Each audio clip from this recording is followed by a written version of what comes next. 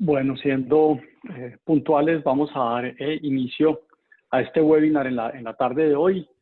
Buenas tardes a todos. Mi nombre es Juan Pablo Galán.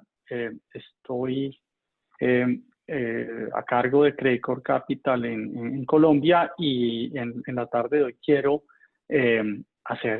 primero darle la bienvenida y hacer una presentación rápida de lo que va a ser lo que tenemos preparado para ustedes. Como pueden ver, nuestro webinar se titula Administración de Portafolios de Inversión en medio de la coyuntura y contamos hoy con dos panelistas y un moderador del equipo de Credit Corp Capital.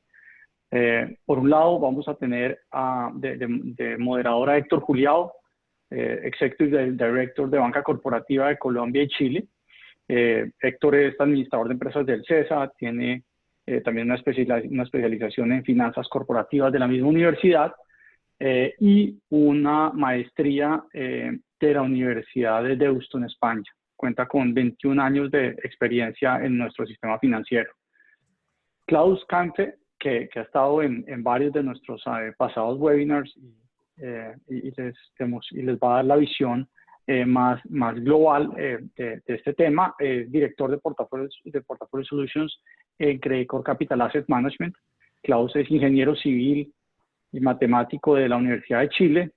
Tiene más de 14 años de experiencia en este negocio y trabajó anteriormente en la Reinvial y Itaú Chile. Y Arnoldo Casas, que se enfocará más en el caso Colombia, director de inversiones Colombia de Credit Corp Capital Asset Management. Es economista de la Universidad de los Andes, MBA de la Universidad de Warwick en Inglaterra y tiene más de 18 años de experiencia en el mercado. Hasta ahí esta presentación inicial y quiero dejarlos con Héctor Juliao, quien les comentará más en detalle de la sesión que vamos a tener en la tarde de hoy. Bienvenido, Muchas Héctor. gracias, Juan Pablo. Antes que nada, me gustaría decirles que acá abajo en las pantallas ustedes pueden encontrar un Q&A en donde en cualquier momento pueden ir formulando sus preguntas, las cuales estaremos recogiendo para responderlas al final de la presentación. Un breve resumen de los temas que van a exponer los expositores el día de hoy por parte de Klaus. Él inicia la presentación, nos va a hablar un poco de los retornos en épocas de pandemia, de la coyuntura de las inversiones versus las elecciones de Estados Unidos, la diferencia de un portafolio sin gestión versus uno que se hace permanentemente rebalanceos, la experiencia de las rentabilidades de un portafolio hacia adelante en Estados Unidos y ver si mi portafolio tradicional hace sentido en la actualidad. Y por parte del doctor Arnoldo Casas, vamos a ver dentro de estos temas el paralelo del comportamiento de los activos en la crisis del 98 versus en esta época, las tasas de instrumentos reales convergiendo a la baja en la actualidad, de la recuperación actual, como la ve, cómo estaríamos reposicionando los portafolios y por último, cómo un administrador profesional toma relevancia en la actualidad. Bienvenido, Klaus. Perfecto. Hola, muchas gracias por la introducción, Héctor. Creo que con eso es suficiente, ¿no? Fue un muy buen resumen un poco de lo que queremos hablar. Yo, como los que me han podido ver, me especializo un poco en la parte de activos internacionales. Arnoldo está a cargo de toda la parte local. Entonces, lo que quería yo contarles un poco es cómo estamos manejando los portafolios y qué consideraciones estamos teniendo al manejar los portafolios hoy día en dólares en general. Entonces, para eso quiero compartirles una presentación que tengo aquí.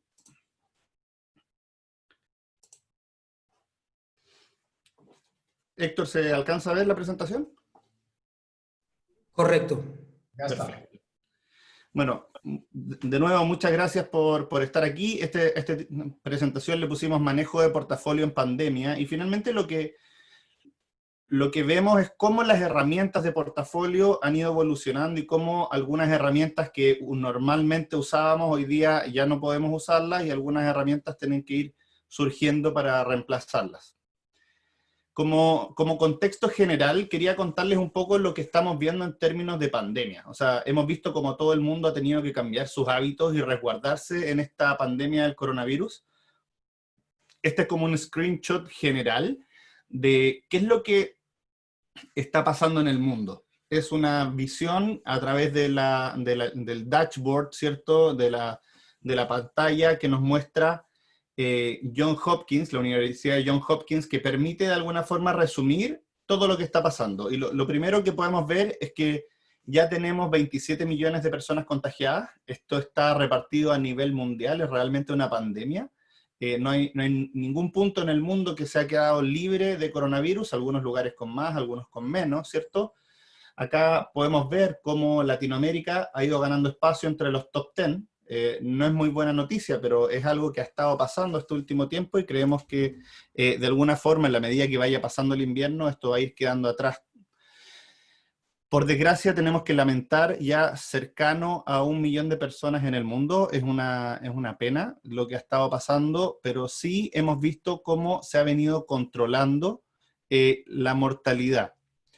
La primera conclusión que podemos tener es que si bien hemos tenido segundas oleadas o oleadas fuertes en algunos lugares, lo que ha venido pasando es que estas segundas oleadas han sido bastante más contenidas en términos de mortalidad, y eso ha permitido a las economías seguir funcionando un poco mejor de lo que lo tomaron la primera vez, cuando estábamos en marzo, en abril, y nos dimos cuenta que el coronavirus era de verdad algo a considerar, que era un impacto importante para toda la comunidad. Claramente lo que ocurrió aquí es que tomamos decisiones lo más rápido posible para contener la enfermedad. Lo que pasó es que la enfermedad ya estaba muy expandida, o sea, el 10 de marzo, 15 de marzo, cuando se empiezan a tomar las medidas, la enfermedad ya estaba penetrada en muchos lugares y simplemente no lo sabíamos porque no había suficiente testeo, no habían suficientes casos todavía, pero ya estaba completamente extendido. Al principio dicen que golpeó más fuerte a los mayores de edad y ahora está golpeando más fuerte a los jóvenes. Mi impresión es que lo que pasó al comienzo es que no éramos capaces de testear a la suficiente población y por eso no nos dimos cuenta que muchos jóvenes se contagiaron y fueron asintomáticos. Nos concentramos, ¿cierto?, en las personas mayores, que eran las que tenían mayores síntomas, y esta segunda oleada de la enfermedad se ha dado en un contexto en que la gente mayor está siendo bastante más responsable, se está cuidando, y por lo mismo la tasa de mortalidad se ha mantenido bastante más baja. Acá nosotros vamos recogiendo información que nos presentan diferentes fuentes. En este caso es una información que viene de Google. Google hace un resumen de movilidad que intenta decirnos de alguna forma cómo se están comportando las personas. Y esta visión es muy interesante porque nos muestra cómo la cuarentena fue bastante efectiva durante marzo. Eso quiere decir que durante marzo y abril realmente las economías casi se apagaron. Y durante abril, después, finales de abril, mayo y junio, las economías fueron reabriendo y eso permitió que la economía vuelva a una situación bastante más normal hoy día que lo que tuvimos en marzo y abril. Nosotros desde Latinoamérica tenemos una percepción de que el coronavirus sigue muy presente y que hay todavía muchas restricciones, y es efectivo. De hecho, en Latinoamérica es de las regiones del mundo donde todavía el acercamiento, ¿cierto?, hacia lugares de retail, por ejemplo, y entretención, se mantiene bastante más bajo de lo normal. Seguimos un 30-40% más abajo de lo normal, mientras que en Estados Unidos, en Asia y en Europa, esa ha recuperado bastante más fuerte. La gente está participando más de la economía normal, está viviendo una vida bastante más normal, a pesar de las medidas de prevención típicas del distanciamiento social, lavado de manos y mascarillas que están siendo exigidos a nivel mundial. Entonces, el contexto en el que estamos es un contexto en que yo acá resalto, en que no esperamos nuevas cuarentenas generalizadas como las que ocurrieron aquí, a pesar de esta segunda ola, porque hay una tasa de mortalidad más baja, porque las medidas de prevención se están anticipando a esta expansión tan rápida, y al mismo tiempo porque el golpe de la primera cuarentena fue desde el punto de vista económico muy fuerte y difícil de volver a repetir.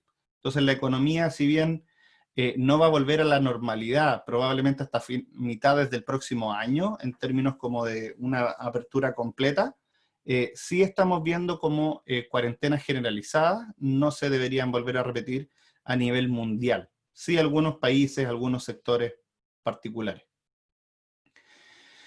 En ese contexto en el que estamos, las rentabilidades han sido extrañas, porque uno esperaría que la rentabilidad en un contexto de pandemia de la renta variable, que normalmente tiene que ver con cuán bien andan las cosas, ¿cierto?, fuera mala rentabilidad. Y lo que hemos tenido es una rentabilidad que, a pesar de todo, ha sido positiva en el año. 2,7% es la rentabilidad de la renta variable internacional, con un Estados Unidos liderando con un 8,4%.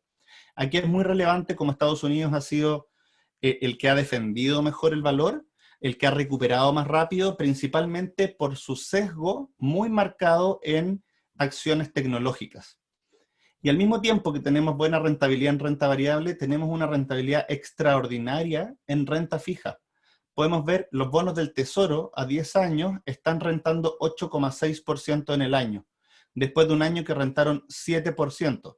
Entonces tenemos 2 años seguidos en donde los bonos del Tesoro, que son de alguna forma los activos más seguros en términos de riesgo, han tenido una rentabilidad de más de 15% en 2 años. Es una rentabilidad muy buena, 7% anualizado, una rentabilidad que uno no esperaría de este tipo de activos. ¿Y qué es lo que significa esto? Que el bono del Tesoro de alguna forma ha entregado de manera anticipada la rentabilidad, nos ha adelantado rentabilidad. Si uno ve lo que ha pasado en mercados emergentes, la rentabilidad ha sido cero, pero con una disparidad muy marcada.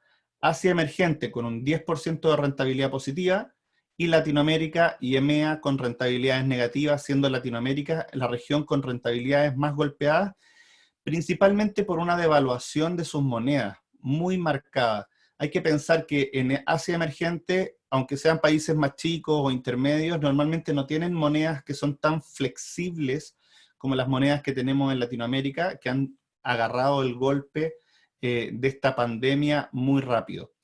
Adicional a eso, hay que reconocer que en Latinoamérica hemos tenido un golpe en términos de contagios más fuerte que lo que ha habido en otras regiones.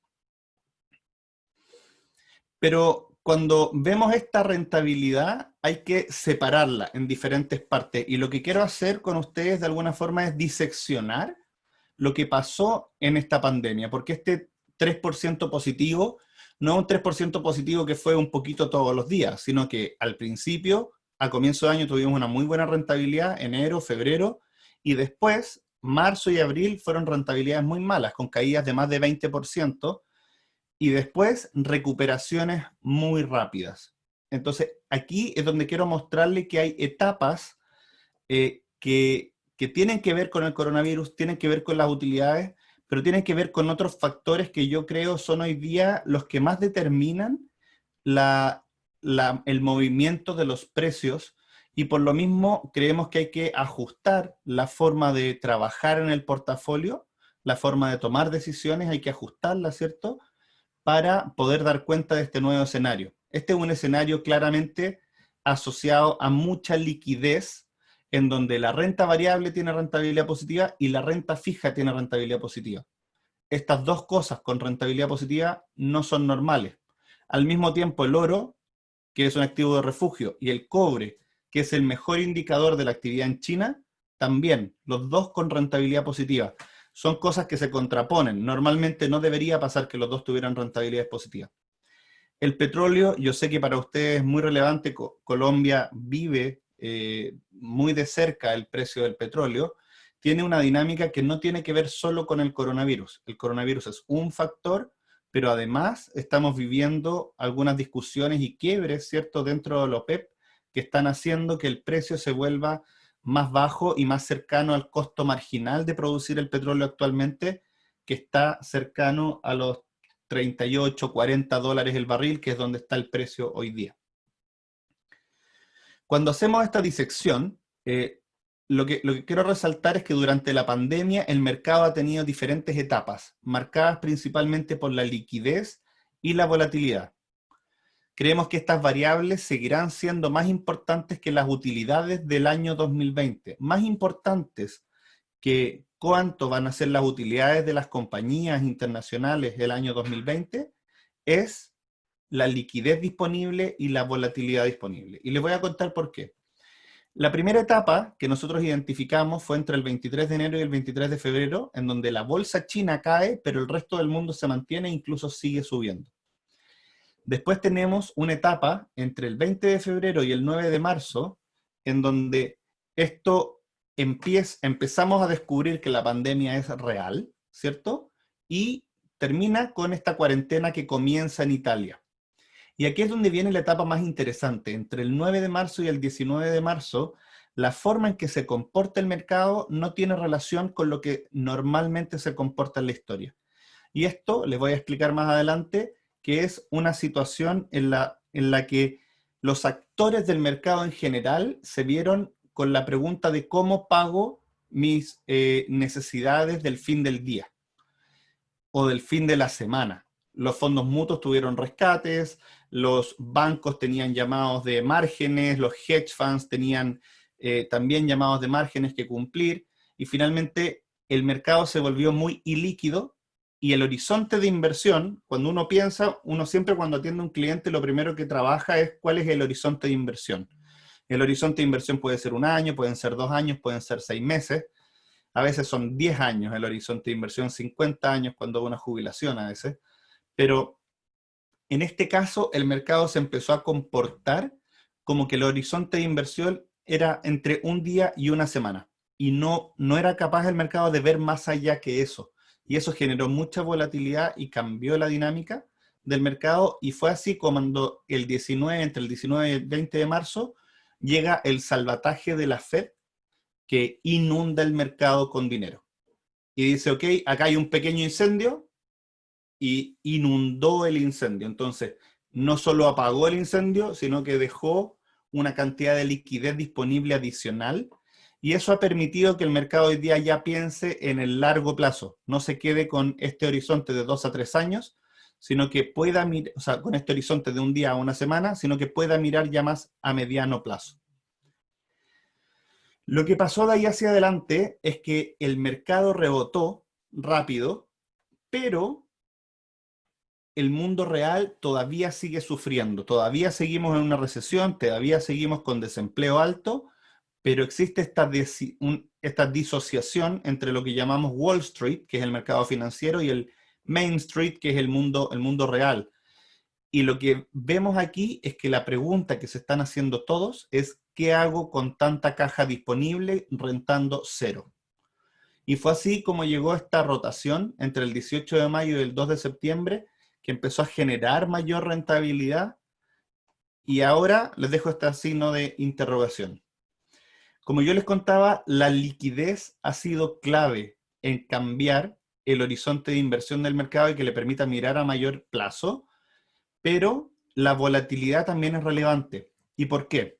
Piensen que ustedes son un inversionista que tomó deuda, entonces tiene 100 de patrimonio, pero tomó 200 de deuda y está invirtiendo estos 300.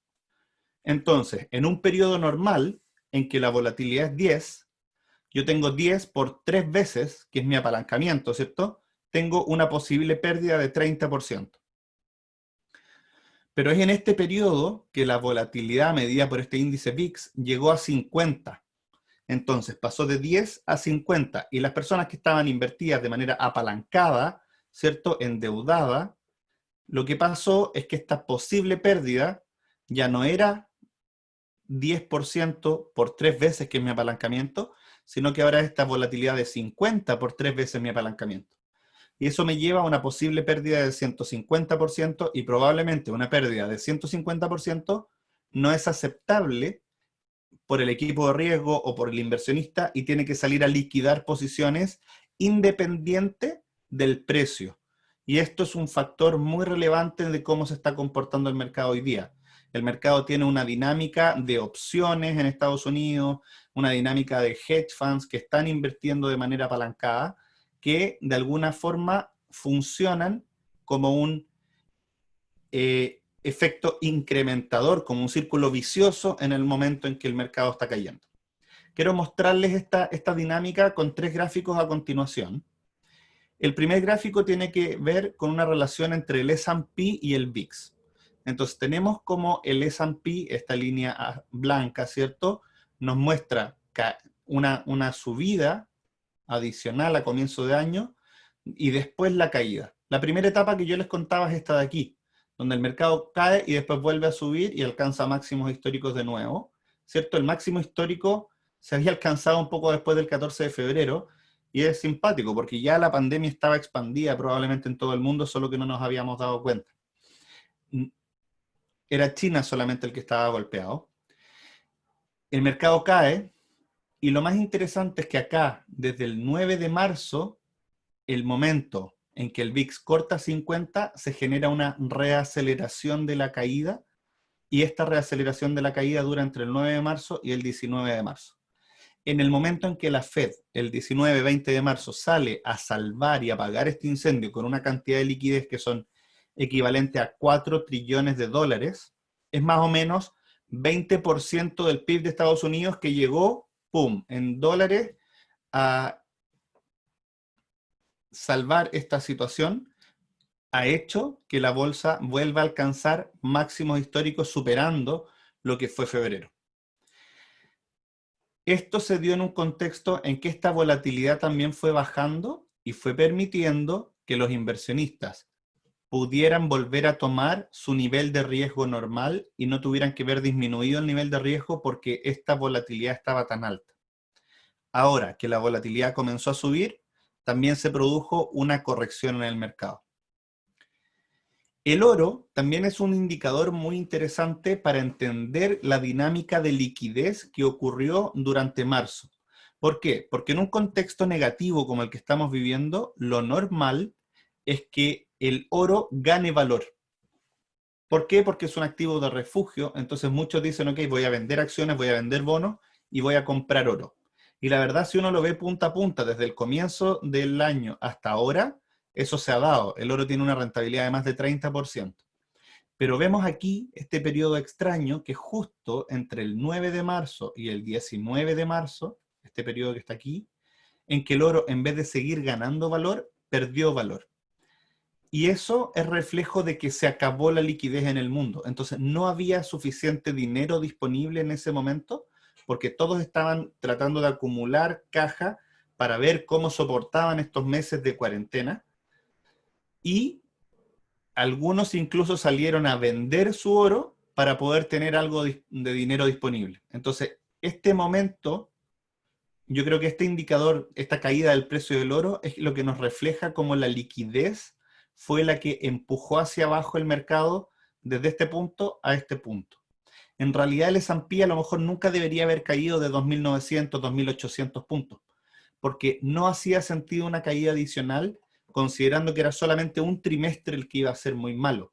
Pero como la liquidez fue tan golpeada, el S&P siguió cayendo hasta cercano a los 2.200 puntos, principalmente por un golpe en la liquidez.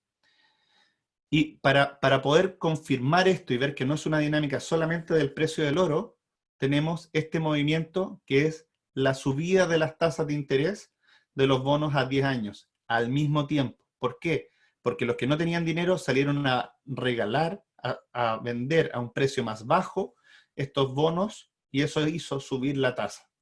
Al mismo tiempo que el S&P seguía cayendo. Entonces, cuando uno ve esta recuperación tan marcada, uno dice, bueno, hemos tenido un 40% de rentabilidad, una rentabilidad difícil de creer en este contexto. Lo que hay que entender es que gran parte de esta caída se dio solamente por una falta de liquidez momentánea que volvió al mercado. Entonces, cuando uno hace el cálculo de cuánto ha recuperado el S&P y uno lo hiciera desde los 2.800, el número es bastante más razonable que la caída completa que tuvimos.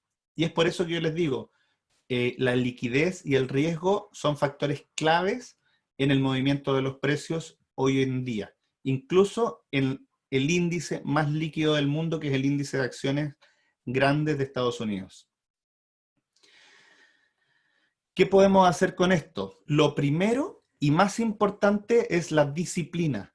Porque en el momento en que yo entiendo que esto es un apretón de liquidez, que el mercado está pensando en un horizonte de inversión muy corto y yo tengo un horizonte de inversión más largo y puedo esperar, puedo encontrar oportunidades aquí o al menos no liquidar posiciones cuando estoy viendo que los fundamentales o las razones por las que el mercado cae son razones no fundamentales, sino más de liquidez de corto plazo. Entonces, ¿qué hubiera pasado, por ejemplo, si yo me hubiera dejado llevar solamente por los fundamentales y hubiera tomado y hubiera vendido mis acciones dependiendo de las utilidades del 2020? Esta línea verde aquí comienza la proyección de utilidades del 2020. Se esperaba que tuviéramos $170 por acción en promedio en el S&P y después esto cayó hasta más o menos $25 por acción y ya vamos un poco por sobre 30. Eso es una buena noticia, está recuperando las expectativas de utilidad para este año. Pero si yo, en este momento en que comienzan a caer las utilidades y que cortan las utilidades el cero, o sea, cuando yo me doy cuenta que los analistas están esperando que las utilidades sean menores que cero, si yo en ese momento hubiera decidido vender mis acciones, ¿qué hubiera pasado? Que yo hubiera vivido la caída, hubiera tenido una pequeña recuperación en conjunto con el S&P, pero en algún momento yo hubiera decidido vender todas mis acciones y haberme cambiado a bonos de grado de inversión, bonos de los mayores ratings, ¿cierto?, en Estados Unidos. ¿Qué habría pasado? Yo, en vez de haber recuperado todo lo que ha recuperado el S&P, me hubiera quedado acá. Entonces, con un 14% menos de rentabilidad en 3 o 4 meses. Es súper importante la disciplina, pero la disciplina es más fácil también cuando uno entiende cuál es la dinámica que hay detrás del mercado y qué es lo que está pasando realmente.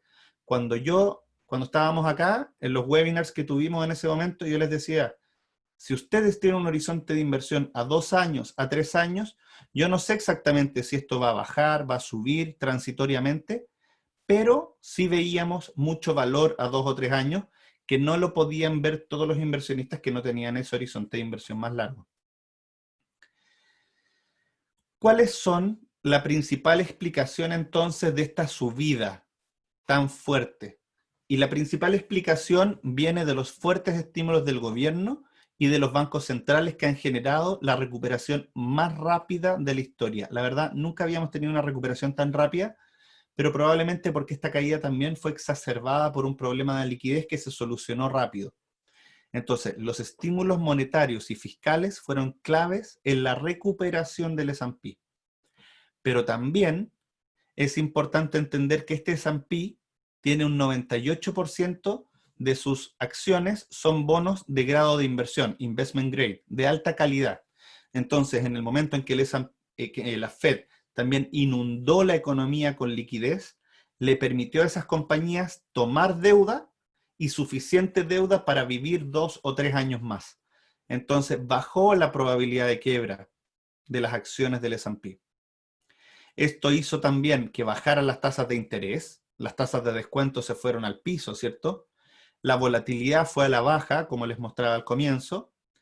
El momentum, en la medida que las cosas suben, tienden a seguir subiendo. El momentum es la segunda ley de Newton, ¿cierto? Para los que les gusta un poco más la física, y de alguna forma dice que las cosas que están en movimiento tienden a seguir en movimiento hacia adelante. En inversiones hay ciertos fondos que cumplen una estrategia de seguir el momentum. Cuando cae, ellos venden, cuando sube, ellos compran. Y nosotros lo que intentamos hacer es anticiparnos al movimiento de ellos, porque ya entendemos más o menos cómo funcionan sus reglas. TINA es un acrónimo en inglés que tiene relación con There is no alternative. No hay ninguna alternativa a la renta variable hoy día. Realmente, si yo quiero invertir en otras clases de activos, probablemente no voy a tener una rentabilidad que alcance la inflación en el largo plazo. Y por lo mismo, esta recuperación se dio en un contexto en donde la gente se encontró que invertir en money markets o en renta fija segura en Estados Unidos no le alcanzaba para cumplir ni siquiera la inflación. Entonces, no tenían otra alternativa que comprar renta variable hay otras cosas importantes, como que se han estabilizado las expectativas, como les mostraba acá, las utilidades se han ido estabilizando y han recuperado en el margen. Y también hemos tenido una rotación sectorial. Este S&P que está aquí, los componentes de adentro, hoy día tienen casi un 10% más de acciones tecnológicas que las que habían acá. ¿Por qué? Porque ha habido una aceleración en esta rotación tecnológica y en estos macro movimientos. ¿Qué podemos tener como lecciones entonces? La primera lección es la disciplina.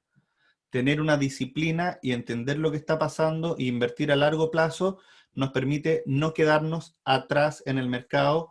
No hay que tomar decisiones con el estómago de alguna forma, hay que tomar decisiones racionales y con una disciplina de inversión. Nosotros siempre trabajamos con los clientes en definir esta inversión de largo plazo y tratar de seguir esa decisión de largo plazo. Muchas veces yo les digo a mis clientes que nos deberían pagar por obligarlos a no hacer nada, que suena chistoso, pero realmente muchas veces no hacer nada es la mejor estrategia y algunas veces uno puede incluso tomar un poquito más de riesgo en los momentos adecuados y mejorar esa rentabilidad. Hoy día el mercado está más ligado al apalancamiento y a la liquidez. Esto está pasando desde el 2008 con los quantitative easing que nos sacaron de esa recesión y con los quantitative easing que nos están sacando de esta recesión. Estos estímulos monetarios adicionales han cambiado la forma de mover el mercado. Adicional a eso, el mercado normalmente mueve la volatilidad, este indicador del VIX, pero hoy día también nos damos cuenta que este VIX, con algunas características, mueven el mercado. Entonces nosotros le hacemos un seguimiento claro. Hoy día, por ejemplo, con la corrección que tuvimos estos días, nos dimos cuenta que el mercado estaba sobre reaccionando y salimos a comprar el viernes. ¿Por qué? Ayer, porque nos dimos cuenta que el mercado estaba sobre reaccionando a la baja. Los movimientos de corto plazo hoy día están determinados por estos fondos de cobertura o hedge funds cuantitativos que utilizan algoritmos y computadores que tradean solos de alguna forma. Estos fondos de cobertura también que utilizan estrategias de momentum, de seguir comprando cuando va todo bien y vender cuando va mal. Y hay un par de estrategias más que no nos va a dar el tiempo ahora para discutirlas con profundidad, pero que utilizan muchos fondos de pensiones y también las opciones están teniendo un impacto real hoy día en la economía, algo que en el mercado, algo que no pasaba antes. Hoy día hay más plata invertida a través de opciones del S&P que directamente a través del S&P. Eso es algo que no había pasado nunca antes, que está pasando ahora y que hay que monitorear y tener claro para poder entender por qué se está moviendo el S&P. La pregunta es, ¿las utilidades importan entonces? Claro, importan, pero en el largo plazo. Largo plazo, digamos 2 años, 3 años. El mercado puede mantenerse por un buen periodo de tiempo distanciado de eso por toda la liquidez que hay y por todos los movimientos asociados a la volatilidad y a las estrategias cuantitativas. Y otra cosa que es clave es entender que la selectividad es importante. Cuando las cosas andan bien, tener un buen equipo de riesgo, un buen equipo de análisis de crédito, parece irrelevante. Pero ahora nos dimos cuenta de la importancia de él. ¿Por qué? Porque cuando estábamos en marzo y abril, si éramos capaces de identificar quién quebraba y quién no, podíamos encontrar mucho valor. Porque comprar cualquier cosa, en el contexto en que estábamos en marzo y abril, era muy difícil, porque entendíamos que la volatilidad y la cuarentena podría eventualmente hacer quebrar algunas compañías. De hecho, quebraron algunas compañías que uno antes no habría pensado que fueran a quebrar, pero poder diferenciarlas genera mucho valor adicional al índice. Ganadores versus perdedores de estas macro tendencias.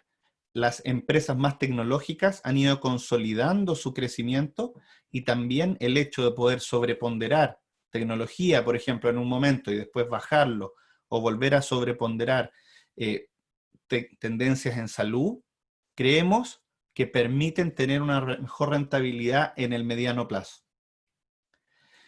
Estas son las lecciones que hemos aprendido desde el punto de vista de portafolio.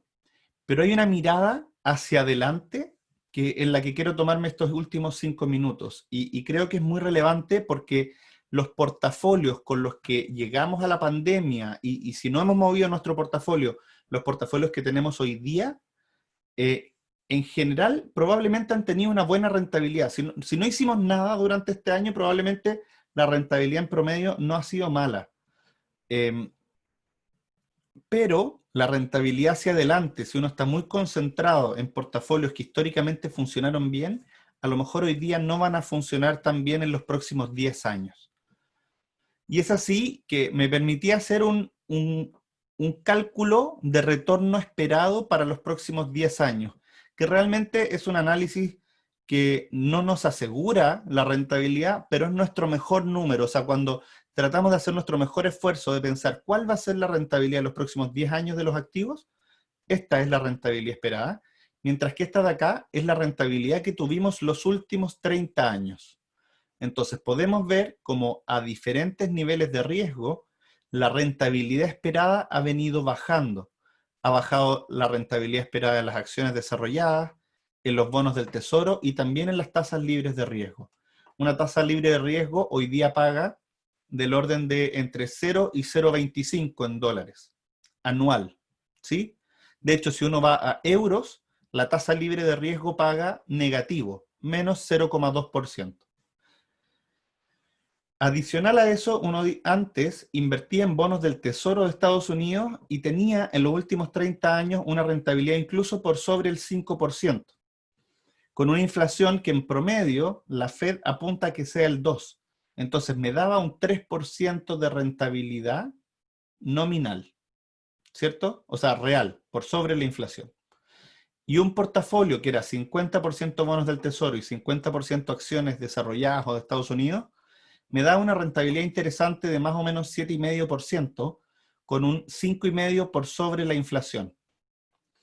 Hoy día, si yo me quedara con un portafolio 100% renta fija, es muy difícil que supere esta barrera inflacionaria, que es la inflación que esperamos en los próximos 10 años, y probablemente, dada todo este estímulo adicional, hay algunos que están pensando que la inflación puede incluso superar este nivel. Por supuesto que las acciones desarrolladas con toda esta subida que ha tenido el 2019 y el 2020 dejan hacia adelante rentabilidades esperadas un poco más bajas, pero tienen dos características interesantes. Son de los pocos activos que todavía tienen rentabilidad real por sobre la inflación positiva. Y al mismo tiempo tienen una característica de que si la inflación sube, normalmente estas acciones tienden a pasar a precios y a mejorar sus utilidades, lo que hace que la rentabilidad, cuando la inflación sube, también suba un poco y nos da un seguro implícito versus la inflación. ¿Cómo se ve esto en una proyección hacia adelante? Si yo proyectara en 30 años hacia adelante la rentabilidad de los últimos 30 años, lo que yo habría tenido es esta multiplicación de 5 veces de mi patrimonio. Hoy día, en el mismo portafolio, no tengo ese nivel de rentabilidad por los próximos 10 años. Entonces, probablemente tenemos que cuestionarnos si el portafolio histórico que normalmente me generaba esta rentabilidad, hoy día me va a generar esta. La pregunta es, ¿cómo podemos acercarnos un poco más hacia arriba? Y la respuesta probablemente es buscando otras alternativas de inversión. A lo mejor bonos high yield que no estábamos acostumbrados, a lo mejor bonos corporativos emergentes que no nos parecían tan atractivos antes, o de frente renta variable en Estados Unidos o renta variable en Latinoamérica, que son los lugares en que estamos sobreponderados hoy día. Un portafolio, estos son portafolios diversificados, es la comparación de este punto con este punto. 1% real versus 5,5% real. Eso es esto. Pero ¿qué pasa si yo hoy día en realidad soy más conservador y tengo un portafolio 100% renta fija?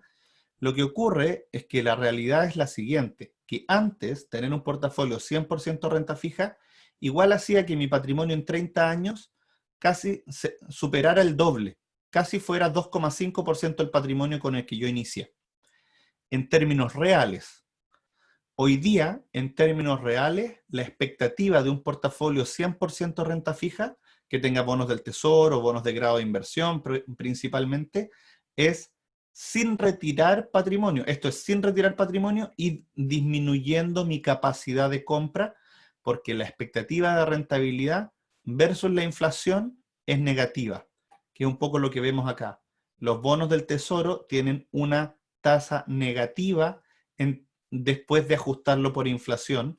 Entonces, cuando yo hago este cálculo ajustado por poder de compra, si mi portafolio es 100% renta fija, pierdo valor en el tiempo. Entonces tenemos que cuestionarnos, si tengo un portafolio 100% renta fija, ¿cómo mejoro ese portafolio 100% renta fija?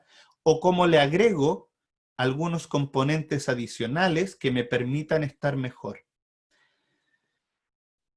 Claramente uno dice, bueno, pero a lo mejor eso significa más riesgo. Y la respuesta es, significa más volatilidad, quiere decir que los valores se van a mover más, pero no necesariamente más riesgo. Depende de cómo uno define el riesgo. Porque en el largo plazo, hoy día, y con esto quiero terminar, lo riesgoso es no invertir en activos de riesgo. ¿Qué pasa si yo hago un portafolio de renta fija interesante, que consigue una rentabilidad de 1% real? Eso quiere decir que yo mezclo estos bonos del tesoro con bonos de alto rendimiento, con diferentes bonos, y llego a un punto por acá, en donde tengo una rentabilidad de 1% real. Lo que ocurre es que, como tengo menos volatilidad, las diferentes posibilidades están más acotadas a esta rentabilidad central. Se ven un cono más apretado, ¿cierto? Esto es un análisis estocástico para los próximos 30 años, ¿ya? Hay poca diferencia entre que me vaya bien y que me vaya mal, pero en promedio me deja solo un poco por sobre el dinero que yo tengo hoy día, porque la rentabilidad es solamente 1% real. ¿Qué pasa si yo hago un portafolio diversificado en el que incorporo acciones de Estados Unidos, incorporo acciones emergentes, incorporo bonos high yield de Latinoamérica, y voy incorporando diferentes clases de activos y hago un portafolio realmente diversificado, que me consigo una rentabilidad promedio de 3%, claramente voy a tener más volatilidad, porque estoy incorporando activos que tradicionalmente son más volátiles. Eso quiere decir que voy a tener un cono que va a ampliarse. El mejor caso versus el peor caso que yo pueda esperar en el futuro están más distantes. Pero aquí viene lo más interesante. Si yo proyecto y hago esta simulación 10.000 veces, estos son 10.000 simulaciones, yo hago esta simulación 10.000 veces, que es un número que nos da bastante confianza de los intervalos que podemos tener en el largo plazo, lo que ocurre es que incluso en los peores casos de la rentabilidad de un portafolio diversificado con más retorno de largo plazo, aunque tenga más volatilidad y en teoría más riesgo, lo que pasa es que incluso estos peores casos terminan por sobre esta línea punteada de acá, que es la proyección de esta línea promedio de la renta fija. Entonces, lo que podemos concluir aquí es que, dados los niveles de tasa actuales y las expectativas de retorno de largo plazo, si uno no cambia el portafolio y no analiza el portafolio que tiene hoy día y no lo mira en el largo plazo, lo que va a pasar es que voy a comerme mi patrimonio en el tiempo, porque aquí ni siquiera estoy yo descontando gastos.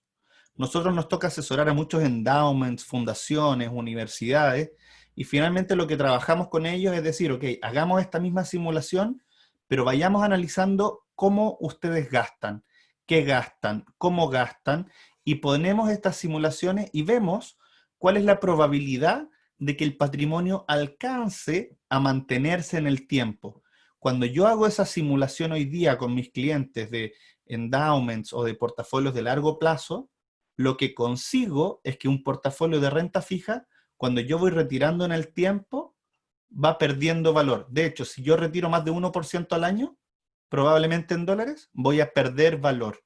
Mi patrimonio va a ir decreciendo y va aumentando la probabilidad de que el endowment o la fundación de alguna forma desaparezca en el largo plazo.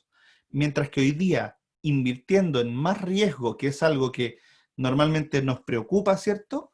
La probabilidad de que nos vaya mal en realidad es menor y tenemos más capacidad de generar utilidad año a año y mantener este patrimonio en el tiempo. Los family office, multifamily office, y como les decía, también fundaciones, todos estos inversionistas institucionales que miran de largo plazo sus inversiones y quieren hacer un análisis, hoy día están encontrándose con esta realidad. Y nosotros estamos trabajando con ellos para poder de alguna forma ofrecerles o ayudarles a construir portafolios que sigan teniendo este componente de rentabilidad positiva en el mediano plazo y que pueda permitirles generar rescates que les permitan vivir sin comerse el patrimonio, como uno dice coloquialmente. Eso sería hoy día la presentación que tenía. Feliz de que nos puedan hacer preguntas al final y compartirles un poco el equipo que está detrás de esta presentación, de todo este trabajo. Es el equipo de soluciones de portafolio de Credit Corp, que nos dedicamos y tratamos de transmitirle a nuestros clientes este tipo de conversaciones de cómo mirar estos portafolios de mediano y largo plazo.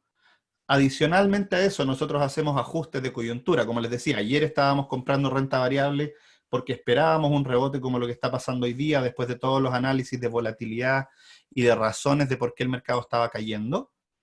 Pero cuando uno hace un análisis de largo plazo, que también es muy importante recuestionarse los benchmarks o los portafolios estratégicos, nos damos cuenta de esta nueva realidad que nos está dejando la pandemia, que es tasas bastante más bajas y tasas reales negativas. Esa es la principal dificultad que se están enfrentando nuestros clientes y con las que estamos trabajando. Eso sería por hoy, Héctor, y feliz de que después podamos tomar todas las preguntas que ustedes quieran. Muchas gracias, Klaus. Muy clara tu presentación. Ayúdame, por favor, descolgando la presentación para que Arnoldo se pueda conectar. Ahí estamos.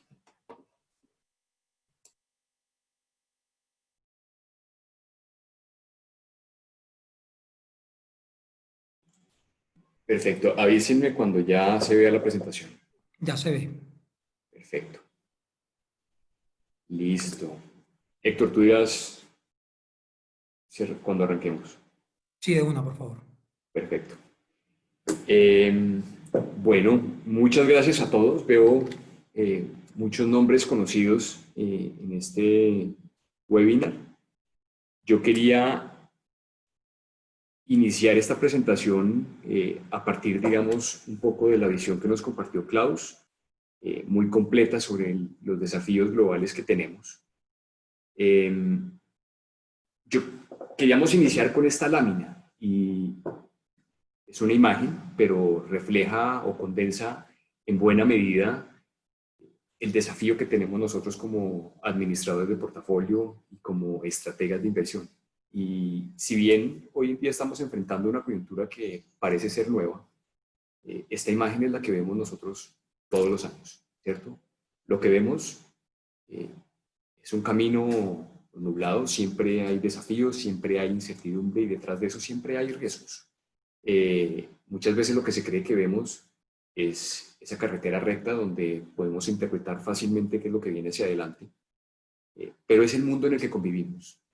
Y ese mundo en el que convivimos hace necesaria la interacción de múltiples equipos, sobre todo para predecir la situación económica, para predecir el comportamiento de los activos y, por supuesto, lo más importante, gestionar todo el riesgo en las diferentes estrategias de inversión que nosotros tenemos.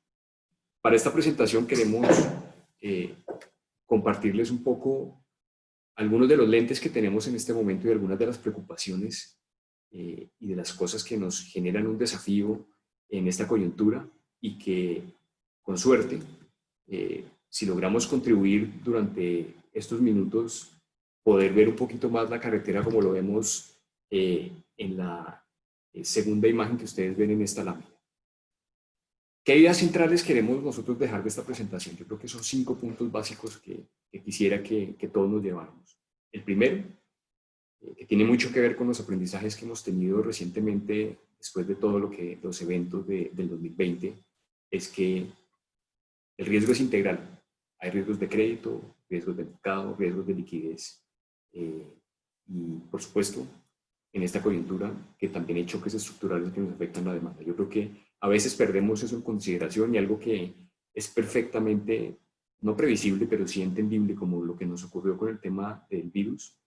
Son eventos poco frecuentes en el tiempo, pero frente a los cuales tenemos que estar preparados.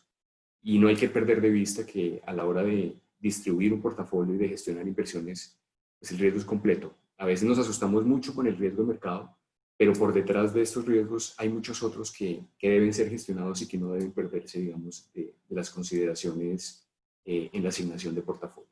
El segundo, que Klaus ampliamente lo discutió, y es, estamos en tasas de interés probablemente mínimas, pero esto no es nuevo. Y ahorita les voy a compartir un par de láminas. Es la historia de la humanidad. Si bien nuestra historia como capitalistas es de 2 siglos, el préstamo de dinero es milenario y esa tasa de interés real ha venido cayendo en el tiempo. Hacia futuro yo creo que esa tendencia no va a cambiar y tenemos que acostumbrarnos, tenemos que adaptarnos a esa norma y hoy en día necesitamos ser el doble de inteligentes para poder generar rendimientos.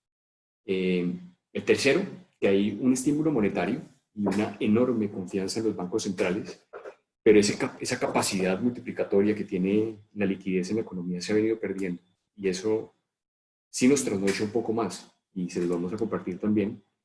El cuarto es que la inflación y ese tecnicismo, esa palabra bonita que aparece ahí, la equivalencia ricardiana, que es impuestos hoy, gasto hoy, impuestos mañana, que es la racionalidad del individuo. Hoy sabemos que hay un esfuerzo grande fiscal, pero que nos lo van a cobrar en el futuro en impuestos. Yo creo que son temas para tener en consideración dentro de la gestión de un portafolio. Y la quinta, que es tal vez la más esperanzadora, las crisis vienen y se van, y como funciona la naturaleza siempre, creo que todos los sistemas salen más robustecidos, mejores prácticas, y yo creo que esta no va a ser la excepción, y es cuestión simplemente de tiempo, de tranquilidad y de confianza en que con diligencia y con buen profesionalismo, pues de esto la humanidad, porque en este contexto es la humanidad, pues va a salir adelante.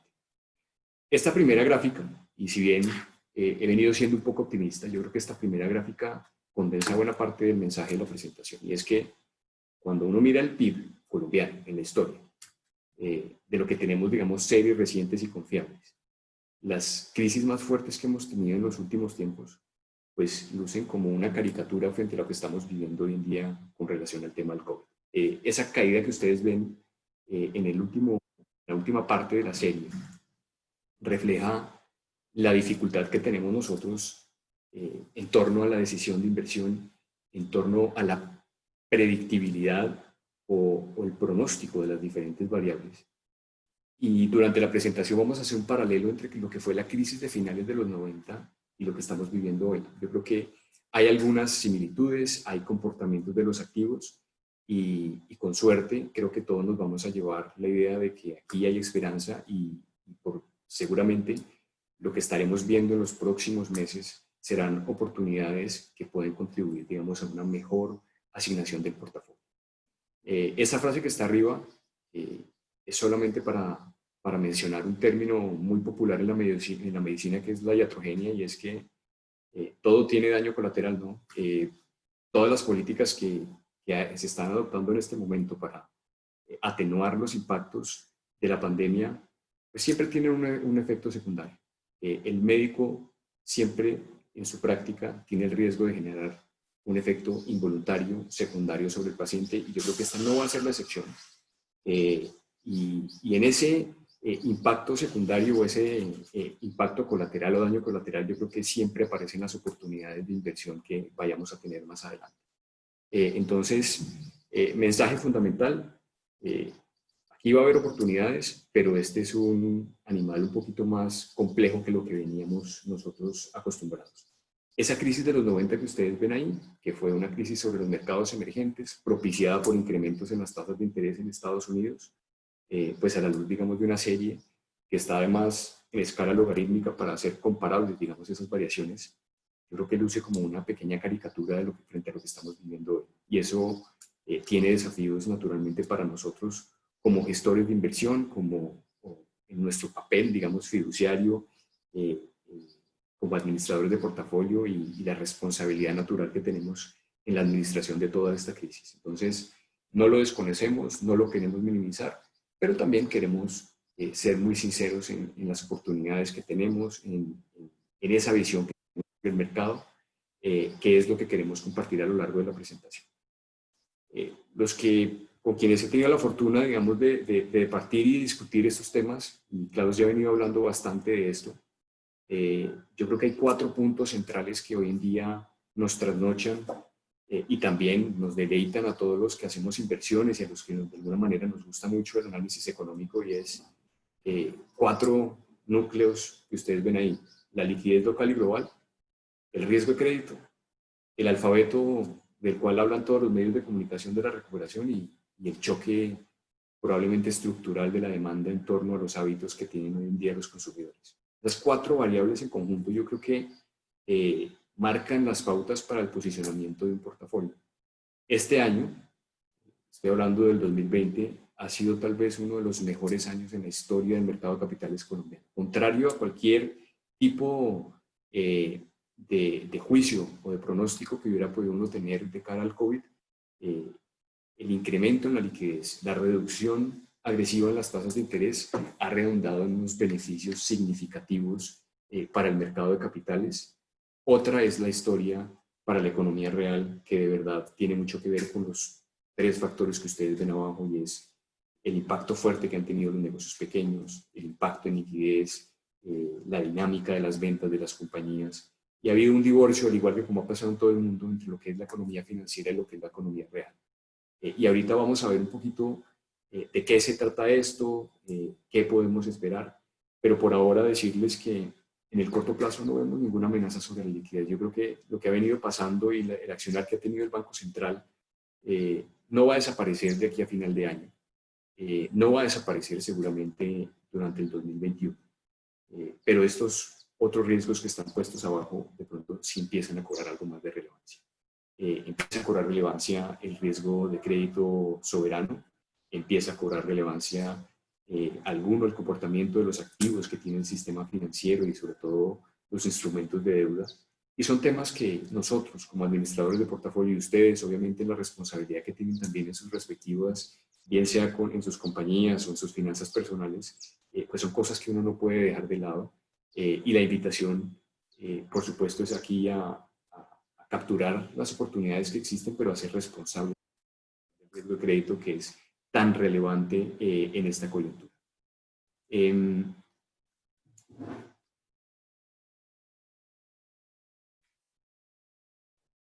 había hablado un poco del comportamiento estructural de las tasas. Hay gente que se toma el trabajo en serio. Este es un paper de un investigador y un historiador económico, Paul Smith, es un paper del Banco Central de Inglaterra. Los recomiendo para quien tenga curiosidad por la historia económica, pero básicamente lo que hace el trabajo es reconstruir las tasas de interés real en la historia, incluso para periodos donde no había capitalismo. Ahí vemos desde 1300 hasta hoy. Creo que si me pusieran a mí a hacer una apuesta sobre las tasas de interés reales en el tiempo, y si tengo más de 700 años de historia donde me dicen que las tasas de interés reales vienen cayendo, pues yo apostaría naturalmente a que las tasas de interés reales van a seguir cayendo.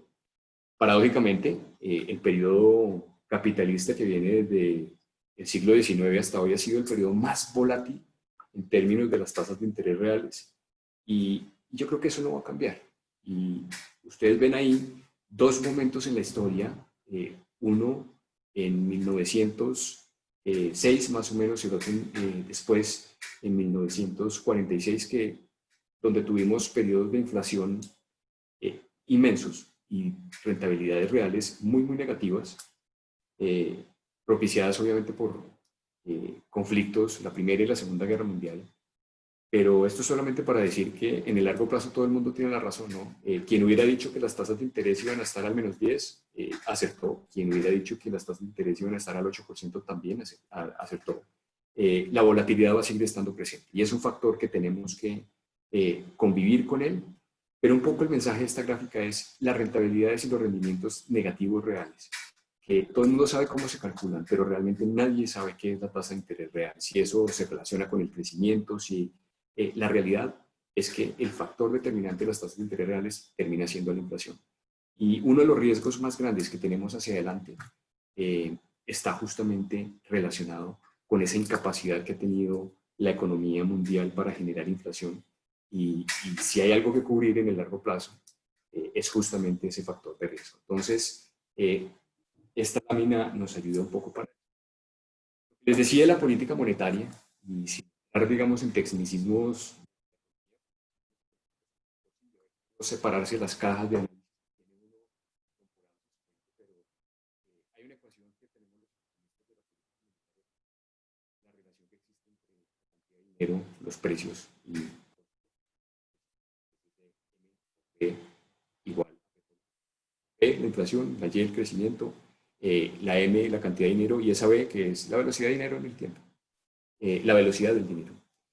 ¿Y qué ha pasado? Como lo mencionaba Klaus, yo creo que ahí lo que ustedes ven que es esa línea naranja, la velocidad del dinero ha venido descendiendo en el tiempo. Desde principios de este siglo, la capacidad que tiene el Banco Central para generar crecimiento e inflación en el mundo, que es lo que nos refleja esa B, ha venido descendiendo.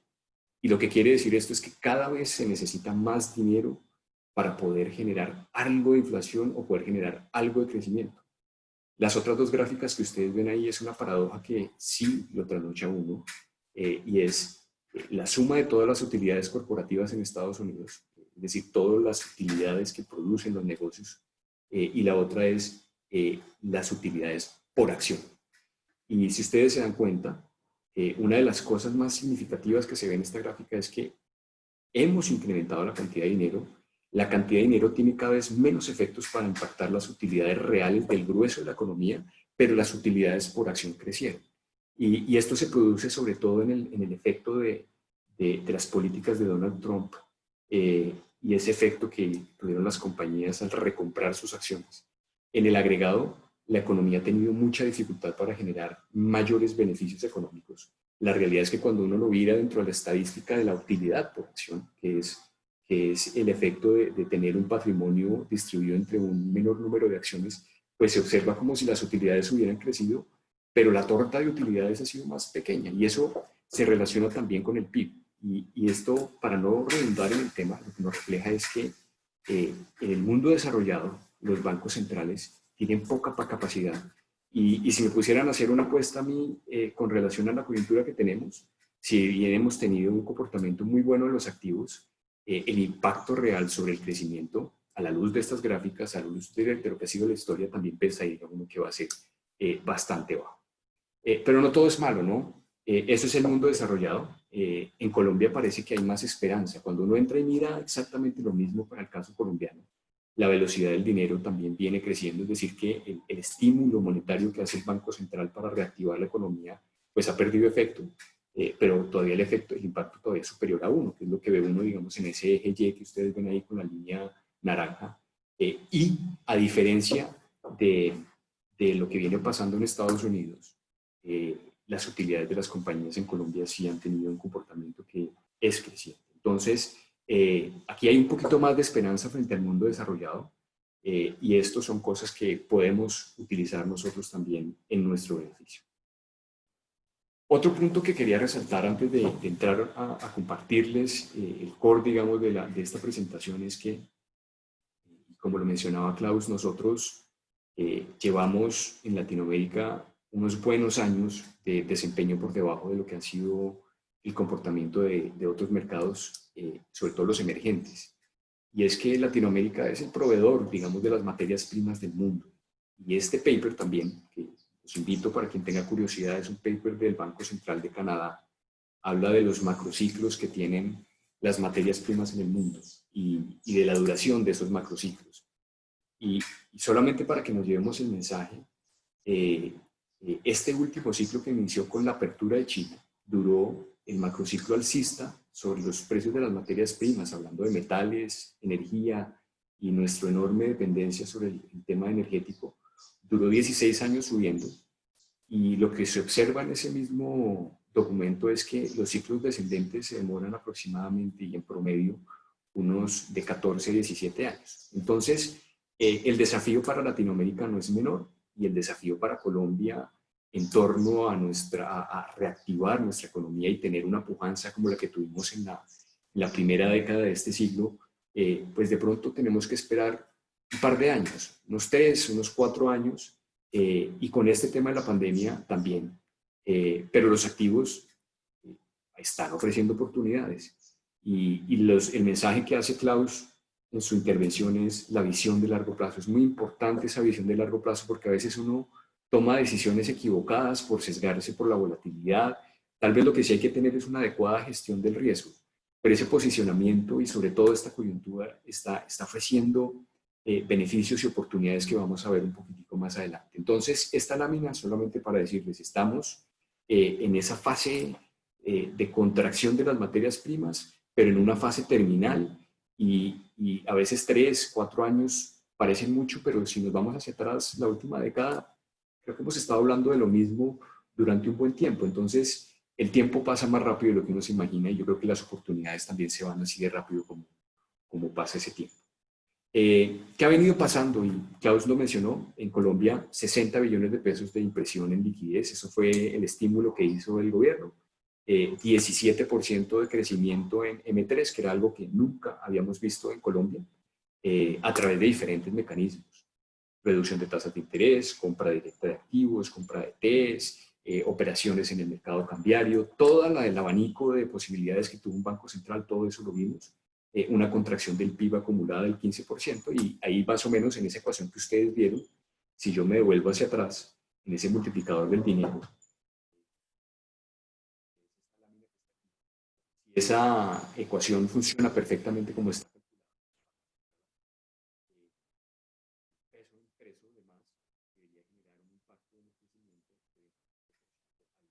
Entonces, ya tenemos un estímulo bien fuerte. El tema es el tiempo para que madure eso.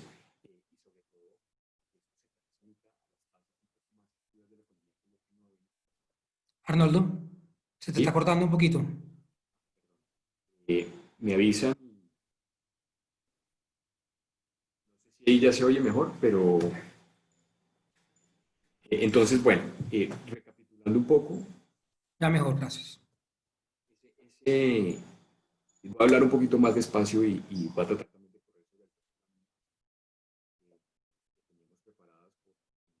correr de la responsabilidad con el tiempo. Esto que ustedes ven acá es la trayectoria que esperamos nosotros con relación a las tasas de interés. Y aquí estamos hablando un poquito más del corto plazo. Entonces, como lo mencionamos, este es un animal en crisis más grande que lo que hemos estado acostumbrados a ver, y exigió al Banco Central, con 60 billones de pesos de liquidez, por el multiplicador que tiene, digamos, el dinero en nuestra economía calculado por el Banco Central, el estímulo parece ser suficiente y necesario para reactivar la economía y generar ese impacto en crecimiento, que ojalá no se nos vaya por el lado inflacionario, ojalá se vaya todo por el lado de crecimiento. Por ahora, nuestra visión, como ustedes lo ven ahí en esa lámina y en la gráfica inferior, nuestra proyección de tasas de interés apunta a que este ciclo de reducciones en las tasas de interés termina en este semestre este año. Esa línea central de color naranja muestra nuestro escenario básico, ¿cierto? Y lo que vemos ahí es que las tasas de interés deberían tener una estabilidad durante un buen tiempo. Y esto nos cambia el desempeño de los activos en el corto plazo, sobre todo los instrumentos de renta fija. Pero Colombia tiene esperanza. Yo creo que en el mundo la gente aboga, reza y pide a gritos tasas de interés reales positivas, y en Colombia todavía las tenemos. No sabemos cuánto va a ser esa ventana de oportunidad que tengamos, pero la renta fija en Colombia todavía ofrece esos beneficios.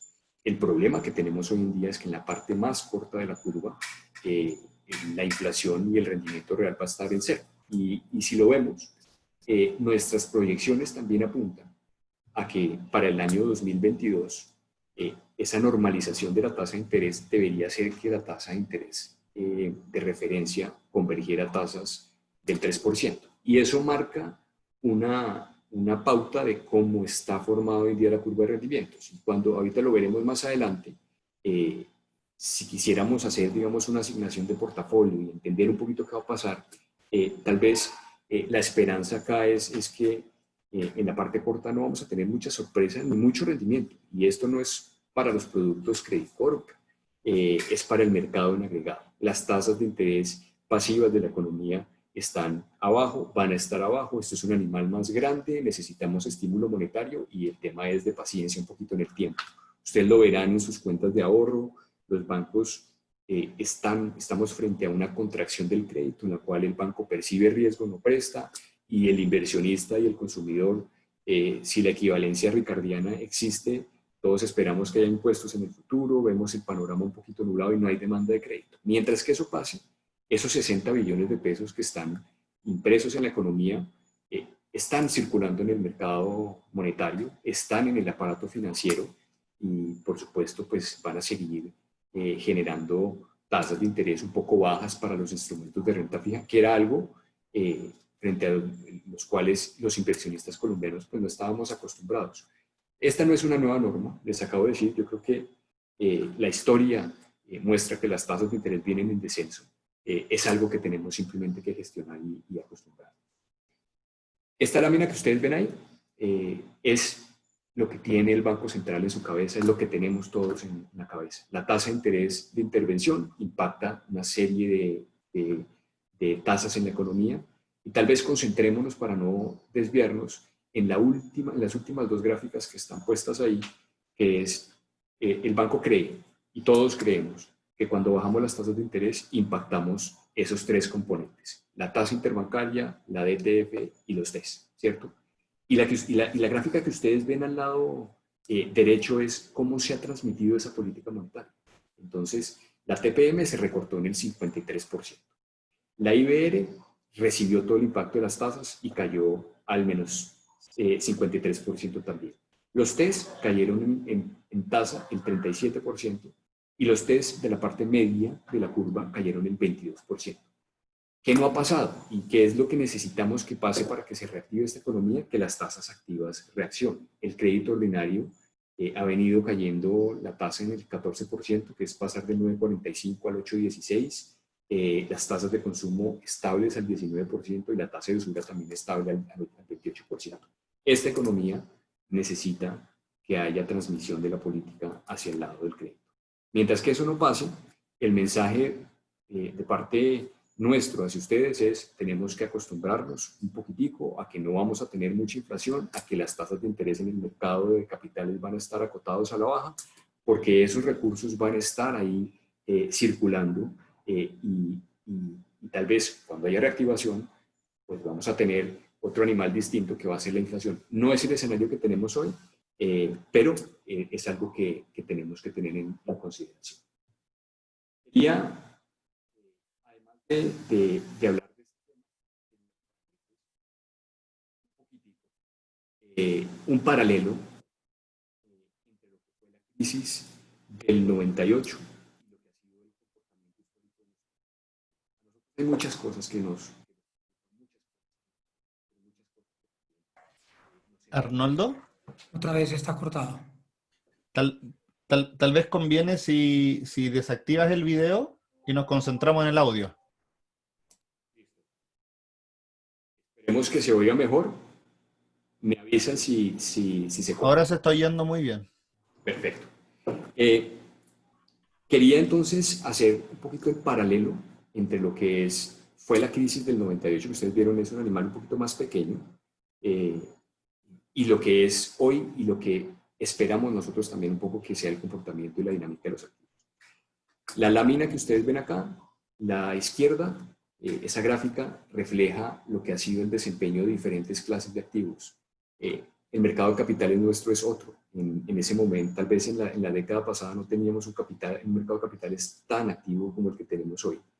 Pero cuando uno grafica, y sobre todo las acciones, que ustedes las ven ahí, nuestro mercado se ha movido como en escalones. Hemos tenido 3 escalones. El primero, que fue la apertura de nuestra economía en el 91. El segundo, que fue post la crisis de finales de los 90. El segundo escalón fue la creación de las AFPs y el llenado, digamos, de ese balde de portafolio que necesitaban ellos. Y el tercer escalón que tuvimos de valorización se produjo en el periodo 2009 a 2011, que vino acompañado de algo que ustedes conocen muy bien, y es el impuesto al patrimonio. Y un poco el mensaje acá con relación al escalón 4, porque las cosas, no hay una enfermedad que dure todo el tiempo.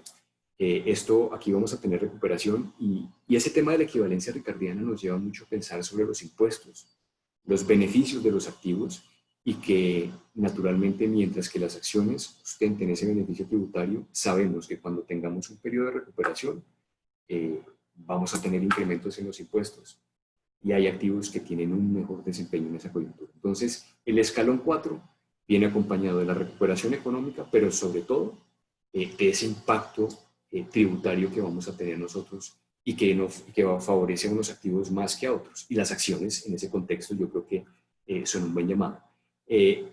La ETF, ustedes saben que hemos tenido un comportamiento suave, yo creo que sobre ese no hay mucho que hablar, pero tal vez sobre el que sí hay que hablar es sobre esa línea un poco más quebrada que hace referencia a la finca raíz, que está construida con base en los índices de los precios de las viviendas de las principales ciudades.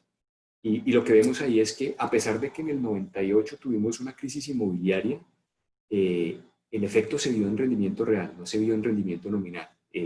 Ustedes ven ahí, todos recordamos ese episodio, lo que pasó, pero los precios a la larga lo que tuvieron fue una estabilización durante un periodo largo que fue del 98 hasta el 2005. Cuando uno le suma el carry, digamos, de los arrendamientos, pues obviamente la gráfica cae. Pero lo que nos deja esto como mensaje es que, y lo mencionaba Klaus, los activos de riesgo son de riesgo porque ofrecen mayor retorno. El negocio inmobiliario y las acciones han sido excelentes activos post-crisis. Y yo creo que esto no hay que desconocerlo y hay que entender que hoy probablemente sea prematuro, probablemente no, pero hay cosas que están muy baratas en la economía, en el mundo inmobiliario, en el mundo de las acciones colombianas, y tenemos unas tasas de interés que favorecen esas condiciones. La gráfica que ustedes ven a mano derecha es lo que pasó durante el 98 al 2001, y ahí vemos las acciones tuvieron una desvalorización del 60% en precio. En ese momento se fueron los fondos de inversión extranjeras de Colombia, teníamos una situación mucho más compleja en lo político, y fíjense que en la finca raíz, a pesar de que tuvimos una crisis inmobiliaria, cuando uno lo mira en términos nominales, pues el impacto tampoco fue más grande. Y lo que sí pasó es que años posteriores, pues fue el activo que ha tenido el mejor comportamiento. Esta gráfica que ustedes ven ahí se hace en presente, ¿cierto? Aquí la izquierda muestra el 98, la derecha muestra lo que ha sido el 2012 hasta hoy. Y el primer mensaje es, llevamos 8 años de tendencia bajista en la renta variable. Este ha sido un activo perdedor. Históricamente un excelente activo cuando uno lo mira, pero se ha movido en saltos. No hay que perderse el siguiente salto, lo vamos a tener. El problema es, como lo mencionaba Klaus, el momentum. Y tal vez hoy en día no hay momentum, pero cuando empiece a verlo, creo que no hay que perderlo, digamos, de una consideración. Y lo que ustedes ven ahí es que la finca raíz, que es la gráfica superior y la que ha tenido el mejor retorno, ha sido el activo por excelencia que ha dominado en los últimos 7 años, 7, 8 años, el desempeño de los instrumentos en Colombia. Entonces, muchos mensajes alrededor, digamos, de esta presentación. Yo creo que tasas de interés, no nos hagamos muchas esperanzas con los rendimientos altos, pero seamos prudentes con la gestión de la inflación, ¿cierto? Segundo, los activos de riesgo parecen estar, si uno mira el paralelo, se parece en algo la crisis al 2000, a lo que fue en el final de la década del 90. Puede ser prematuro, pero nunca vamos a saber que es tan prematuro. Así como cayó la economía y el animal que tenemos hoy es grande, lo hicimos por voluntad propia. La sociedad decidió parar. Vamos a ver de qué se trata la reactivación Y así, tan rápido como cayó, también podemos tener una recuperación. Entonces, aquí hay varios mensajes. Con relación al mercado inmobiliario en Colombia, lo ven ustedes, yo creo que si se centran en lo que ha sido de muchos de los fondos inmobiliarios, lo que ha sido la pospandemia, pues, Te estamos perdiendo otra vez, Arnoldo.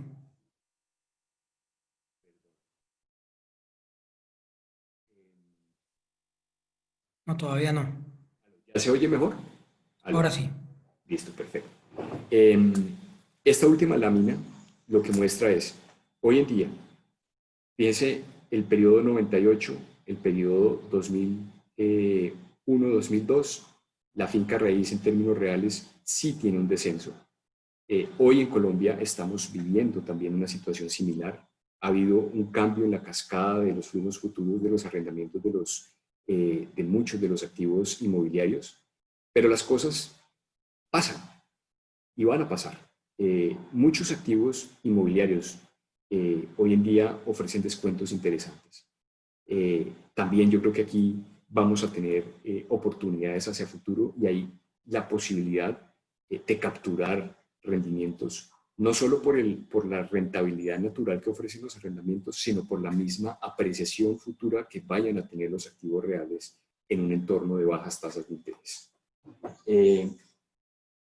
Y para finalizar ya y no tomarme mucho más tiempo, quería mostrarles la reflexión hoy en día.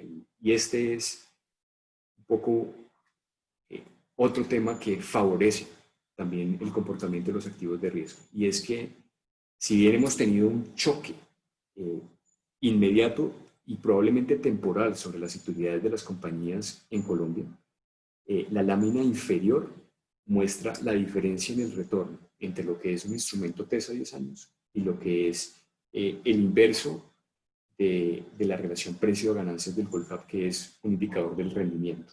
Obvio, en esta coyuntura hemos tenido caídas en las utilidades, pero cuando retornemos a la media, porque todo converge naturalmente a la media después de un tiempo, la prima que tenemos en comparación con lo que entre la renta fija y la renta variable, pues luce hoy bastante relevante, bastante significativa de cara a la construcción de los portafolios. Algo similar pasa en el mercado norteamericano, un poco allá más distorsionados por las recompras que han tenido las compañías.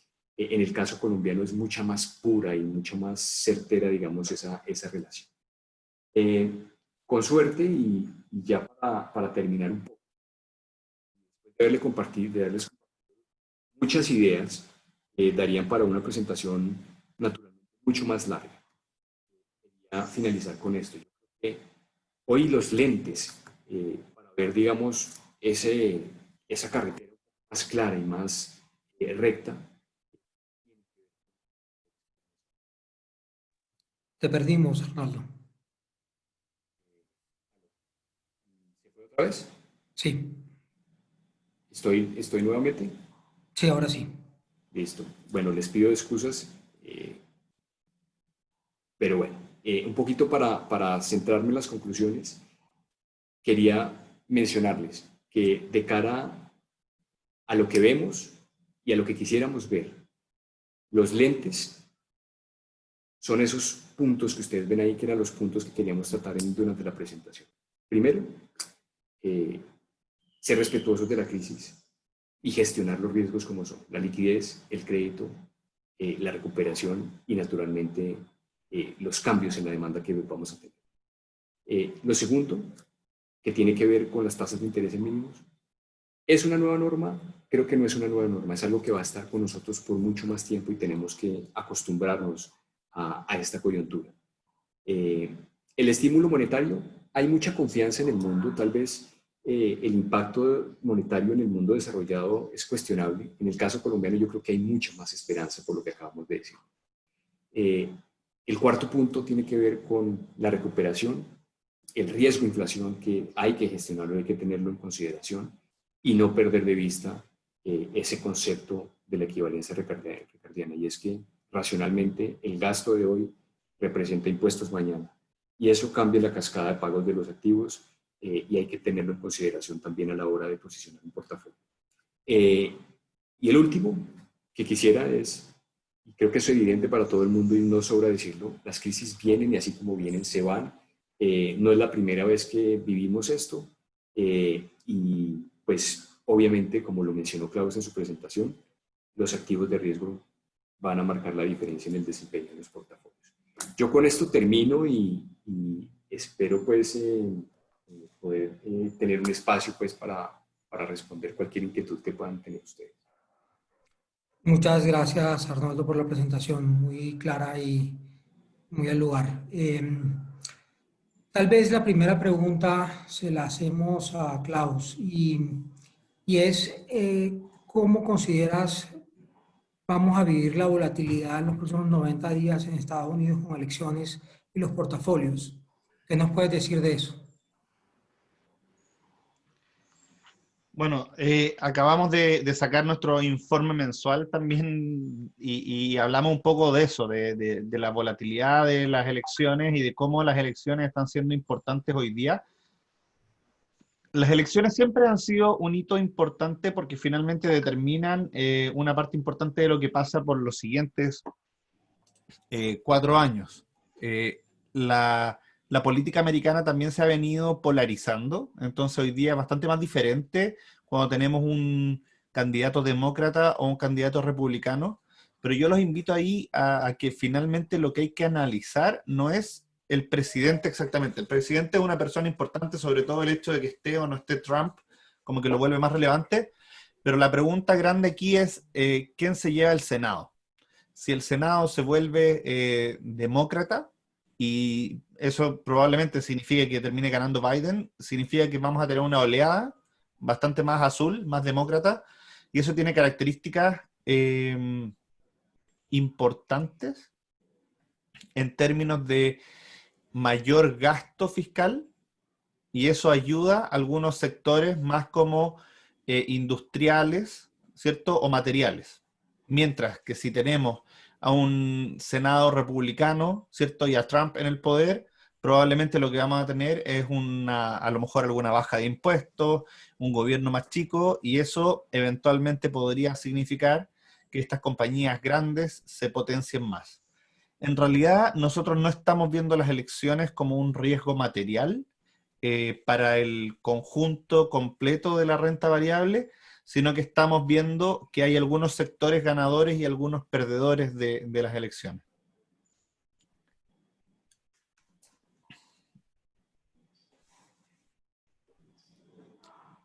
Muchas gracias, Klaus. Qué pena. Yo creo que esta pregunta es casi que obligada y siempre nos la hacen, y es ¿cuál es la forma que veremos nosotros la recuperación, en B o en W?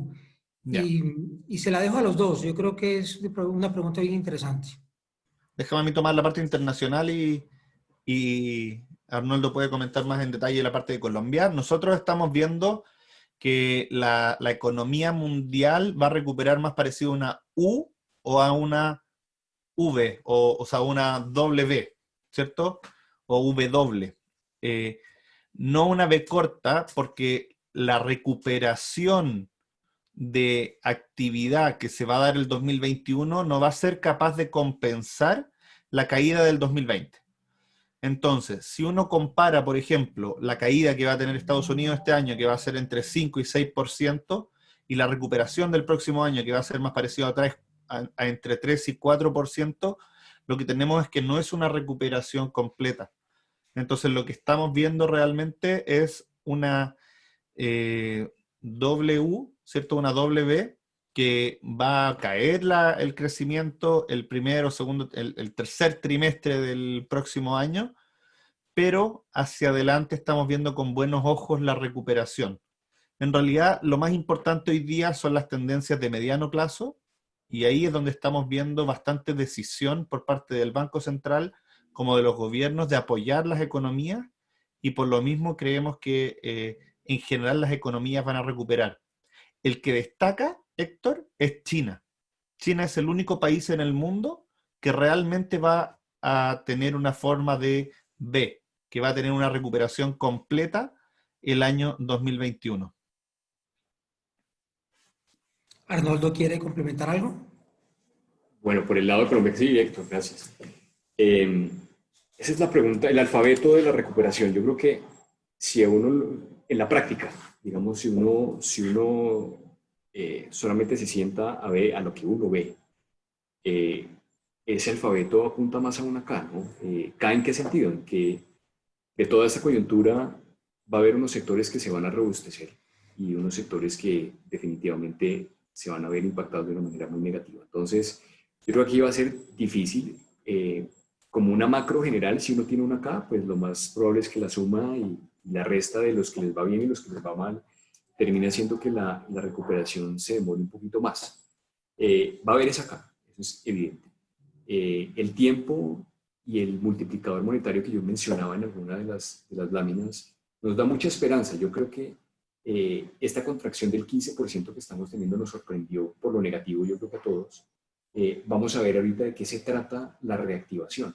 Pero estamos nosotros obviamente muy ligados y muy dependientes de lo que sea el desempeño, sobre todo el principal producto exportador que es el petróleo. Y por ahora, lo que vemos nosotros en el corto plazo, estabilidad en el precio del petróleo, pero una vez se solventen, porque hay un tema de convergencia al costo marginal, van a desaparecer agentes en el mercado internacional del crudo y esto debería hacer converger el petróleo a precios que coticen por encima de los $40 como estamos hoy. En ese orden de ideas, yo creo que la recuperación debería parecer mucho más hacia una U en el caso colombiano, muy dependiente de lo que sea el desempeño del crudo. Si esto se acelera, pues nos vamos a parecer un poco más a una B, pero eso sería un poco la proyección nuestra. Gracias, Arnoldo. Hubo bastante ilustración sobre el tema de liquidez, pero hay una pregunta y no sé si quieran complementarla, y es sobre cómo o por qué las bolsas colombianas, y yo diría que las del mundo en general, le dan tanta importancia a la liquidez.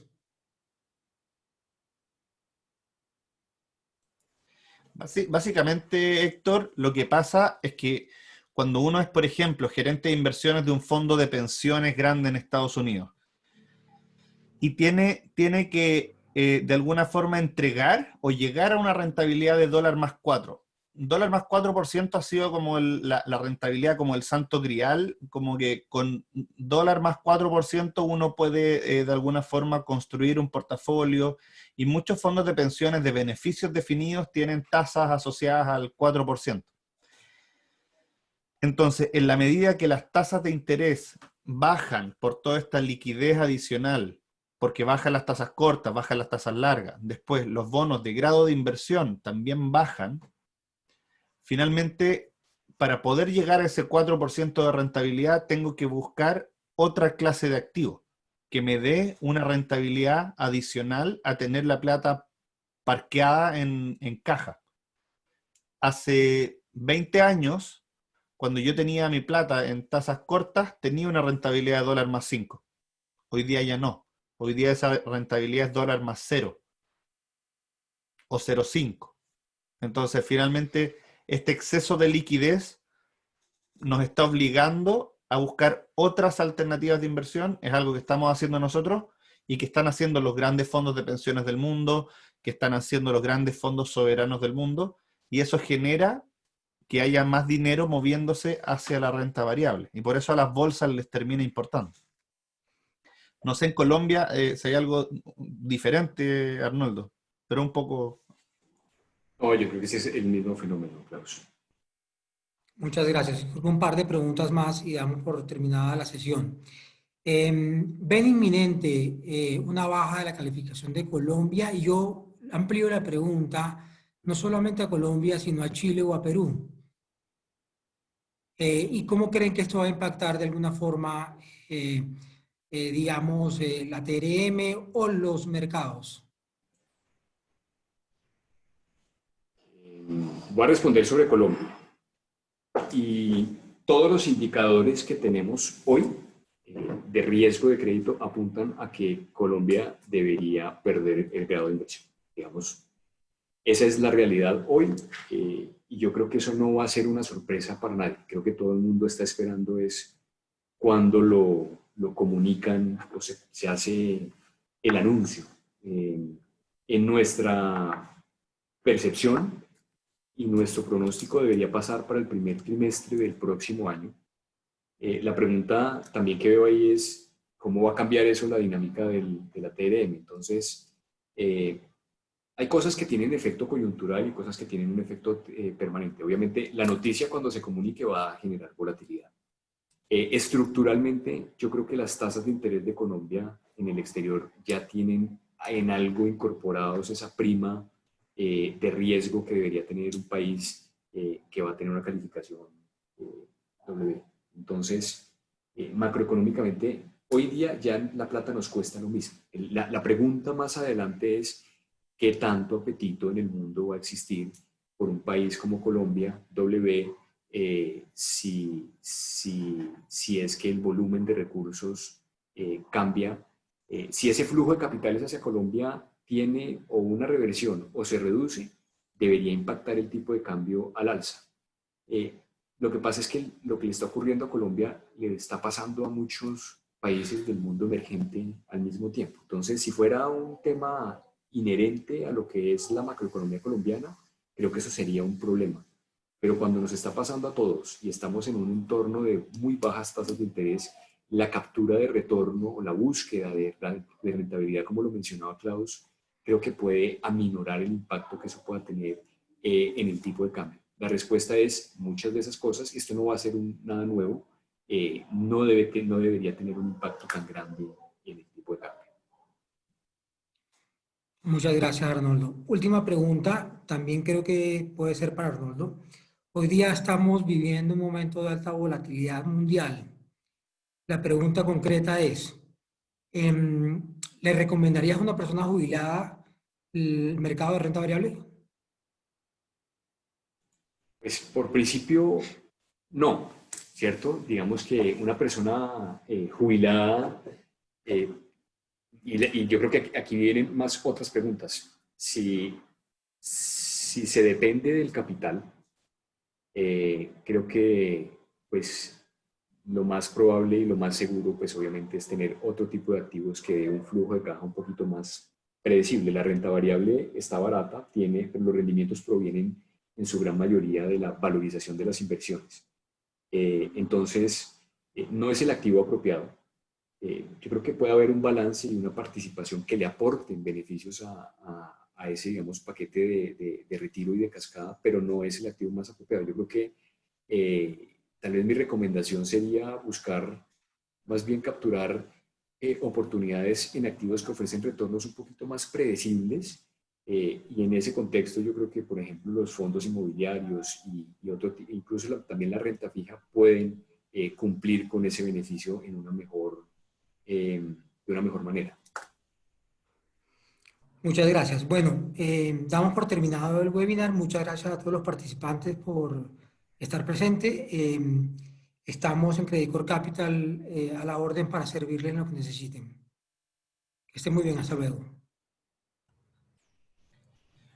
Muchas gracias por el tiempo y lo que necesiten de conversar sobre la presentación a través de sus asesores de inversión, felices de estar con ustedes a lo mejor en alguna discusión más en privado. Que estén muy bien. Muchas gracias. Muchas gracias.